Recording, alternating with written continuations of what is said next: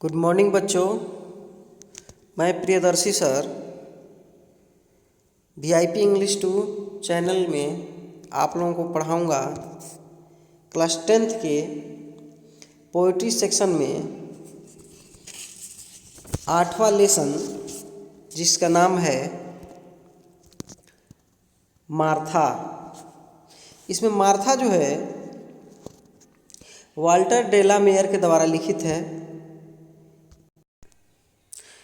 तो सबसे पहले मैं बता दूं, इस कविता में एक लड़की होती है जिसका नाम होता है मार्था। वह कहानी कहने में बहुत ही दक्ष है।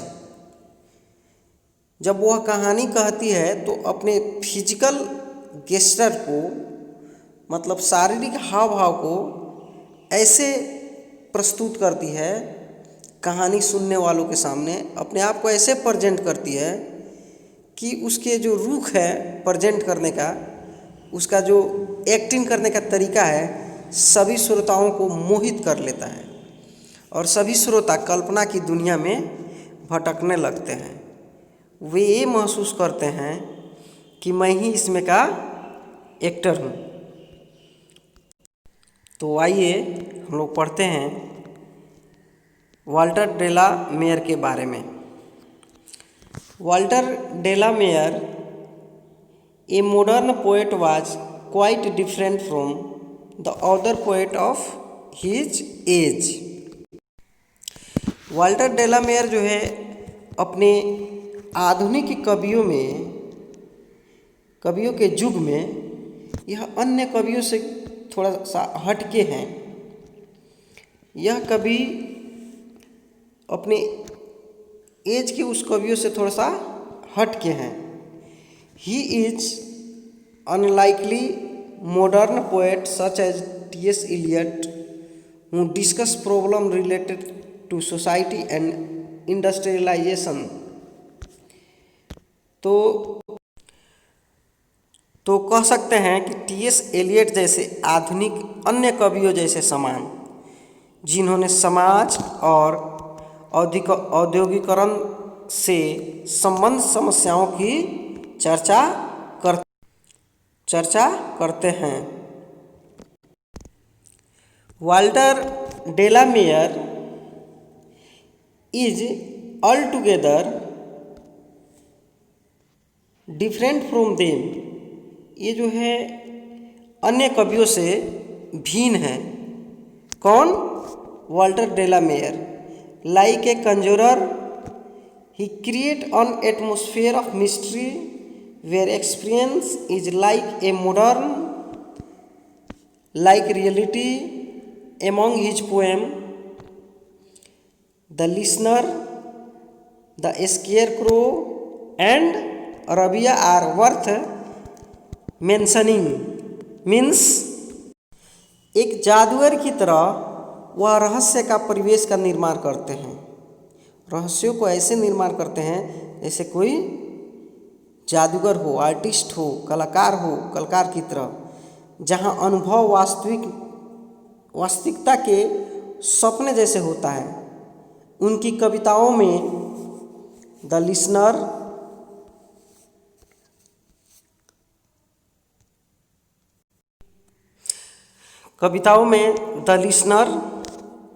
द स्केयरक्रो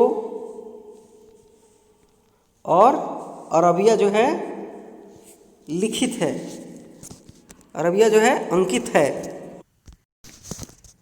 आइए अब हम लोग पढ़ते हैं स्टैंजा 1 में। ये लिखते हैं कि once upon a time, over and over again. Means एक बार की बात है कि over and over again means बार बार। Martha would tell us her stories in the hazel glen. Martha जो है अपनी कहानी कहती है कहाँ? हजल ग्लेन में, मतलब संकीर्ण घाटी में। एक घाटी होता है, पतली घाटी, उसी में वो अपना कहानी सुनाती है। हल्की भूरी संकीर्ण घाटी में वो अपना कहानी सुनाती है। अब हम पढ़ेंगे स्टेंजा 2 में, ये 2 है। स्टेंजा 2 में hers were those clear grey eyes you watch and the story seems told by their beautifulness tranquil as dreams. Means उसकी जो आंखें थी वो साफ और भूरी थी। आप देखते हैं, यू वॉच, आप देखते हैं और कहानी सा महसूस होता है, कहानी सा लगता है, सिम्स होता है। उनकी सुंदरता से कही गई सपने की तरह शांत, यानी कि जो उसके कहने की जो खूबसूरती थी वो सपने की तरह बिल्कुल शांत, ट्रैंक्विल एज ए ड्रीम, बिल्कुल शांत।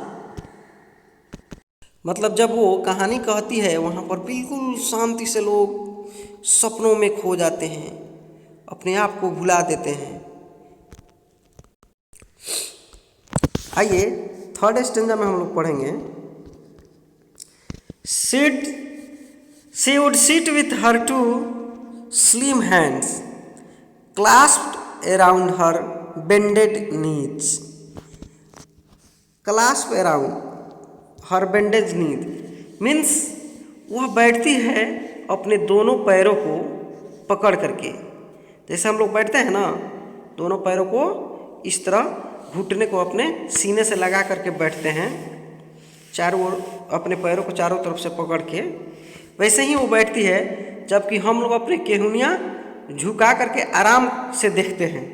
वो लिखते हैं कि वो इस प्रकार बैठती है और सभी लोग आराम से अपने बैठ करके केहुनियों को झुकाए हुए आराम से इसे देखते हैं। एंड स्टेयर्ड एट ईच, एकदम तकी लगा करके, एकदम लगातार देखना।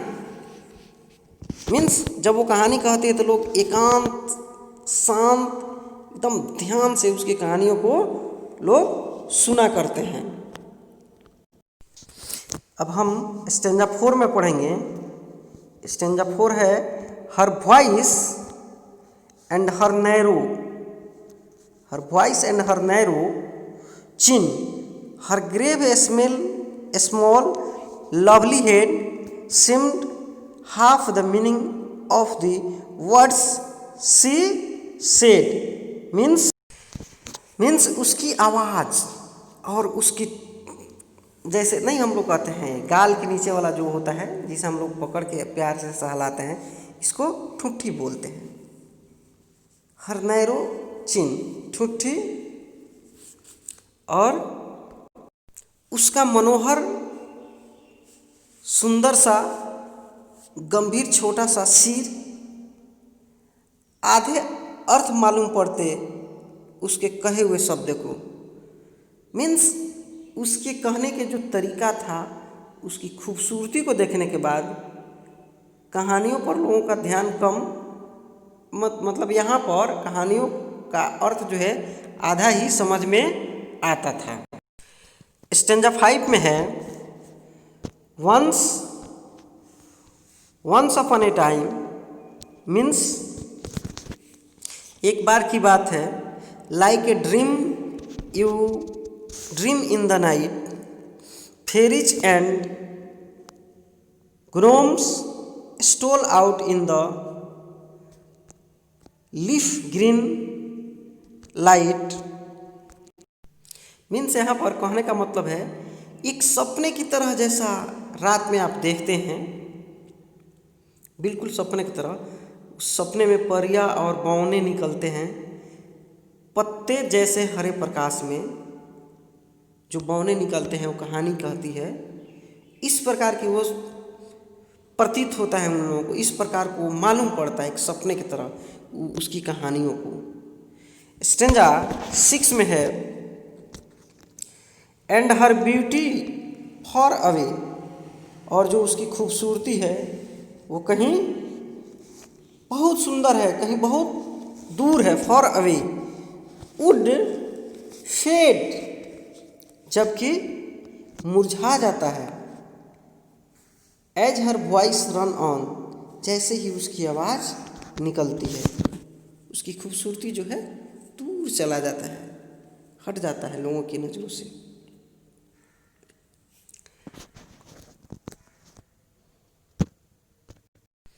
Till hazel and summer sun and all were gone, means धुंधला और गर्मी की धूप जब तक कि और सब खत्म हो जाते। जब वो बोलती है तो खूबसूरती से लोग हट के उसके बातों पर पूरी तरह ध्यान देते हैं और धुंधला गर्मी का जो धूप है धीरे धीरे सब समाप्त हो जाता है। कहानियों में लोग इतना मग्न हो जाते हैं, कहानी कहते कहते काफ़ी देर हो जाता है। यहाँ पर यही सेंस निकल के आया। स्टेंजा 7 में है all forget and forgot and like cloud in the height of the sky over hearts stood still in hush of one age gone by.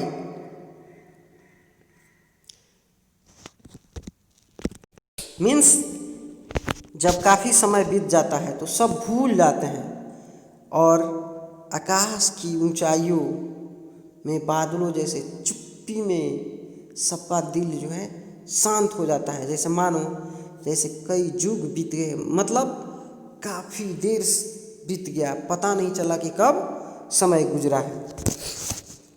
तो बच्चों, तो ये था आपका लास्ट स्टेंजा।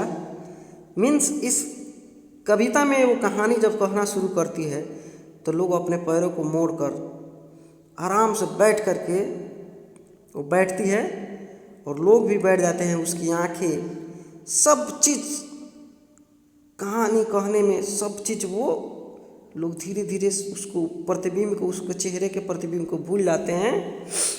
उसके शरीर की यह मुद्रा उसे निकले हुए शब्द को बता देते हैं, बयां कर देती है। वो कहानी इतना मनमोहक सुनाती है कि जब शुरू करती है, जब उसके शब्द निकलते हैं तो उसका चेहरा गायब हो जाता है।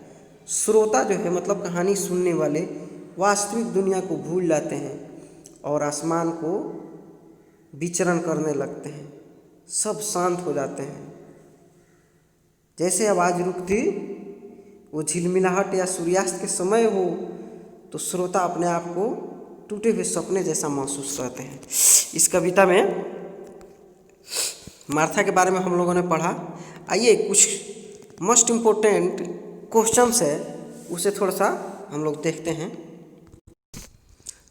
हाँ तो बच्चों, क्वेश्चन है B.1.2 में 1 number, what does Martha do in the hazel glen, means वो पतली भूरी घाटियों में क्या करता है, क्या करती है Martha.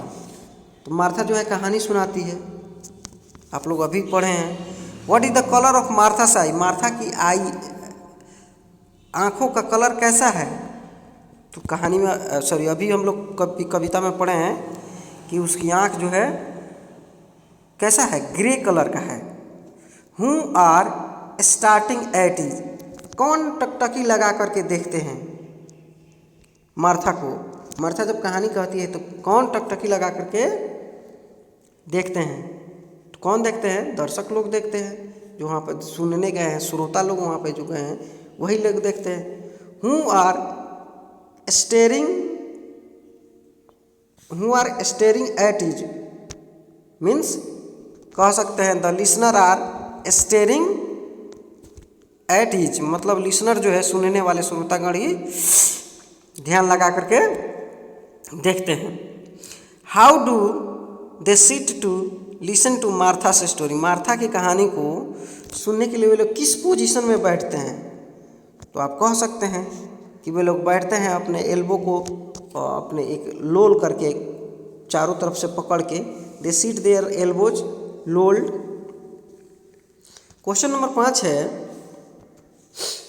How were half of the story said, आधी कहानियाँ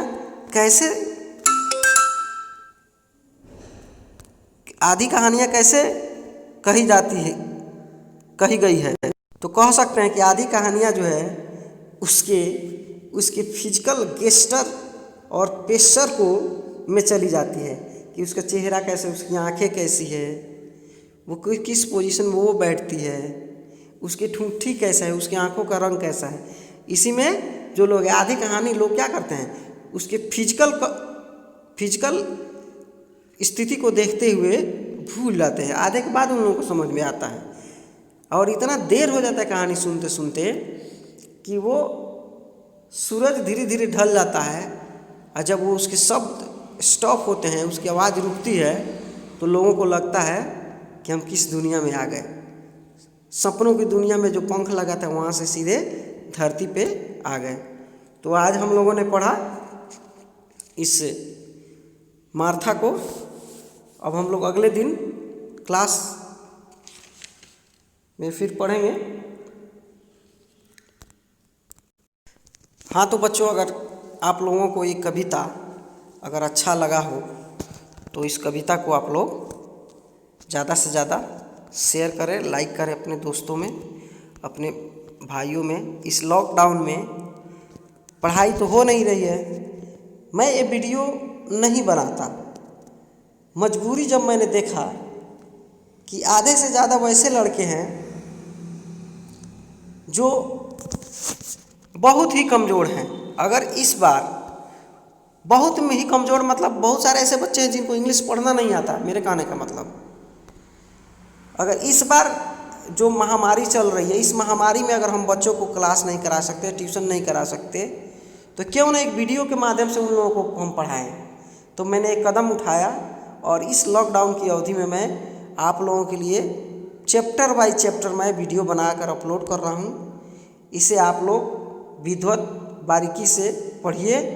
जहाँ प्रॉब्लम होता है मुझे कमेंट्स करें और अपने भाइयों में, अपने दोस्तों में शेयर करिए। इसके लिए आप लोगों को बहुत बहुत धन्यवाद।